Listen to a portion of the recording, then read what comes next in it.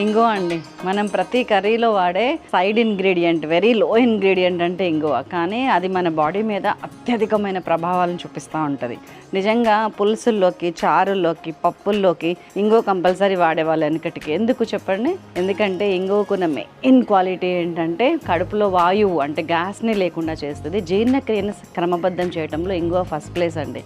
అందుకనే ఇంగువను వాడేవాళ్ళు. ఇప్పటికి కూడా చాలామంది ఇంగువ అనగానే ఇట్లాగా ఏదో కంపెనీ బయట దొరుకుతుంది తీసుకొస్తున్నారు, కానీ మనకి ఆయుర్వేద షాప్స్లో దొరికే ఇంగువని తీసుకురండి. చీమ తలకాయ అని తెస్తే చాలు. ఎప్పుడైనా మీకు గ్యాస్ ఎక్కువ ఉన్నప్పుడు కొంచెం ఇంగువని మజ్జిగలో వేసుకొని తాగండి, ఇమ్మీడియట్గా తేనుపులు వస్తూనే ఉంటాయి. ఎందుకంటే అజీర్ణాన్ని తొలగించేస్తుంది, గ్యాస్ని బయటకు పంపించేస్తుంది. ఇంకొక మెయిన్ రక్షణ ఏంటంటే ఆడవాళ్ళకు ముఖ్యంగా మెన్స్ట్రువల్ పీరియడ్స్ అప్పుడు క్రాంప్స్ రాకుండా, ముద్దలు పడకుండా ఉండాలి. పీరియడ్స్లో నెలసరి చాలా సాఫీగా జరగాలంటే ఆ టైంలో ఇంగువ ఎక్కువ వాడండి, చాలా బాగా పనిచేస్తుంది. అలాగని మోతాదుకి మించి వాడితే కడుపులో మంట వస్తుంది. సో సరైన పద్ధతిలో సరైన క్రమంలో ఇంగువని వాడండి, you will see the best results.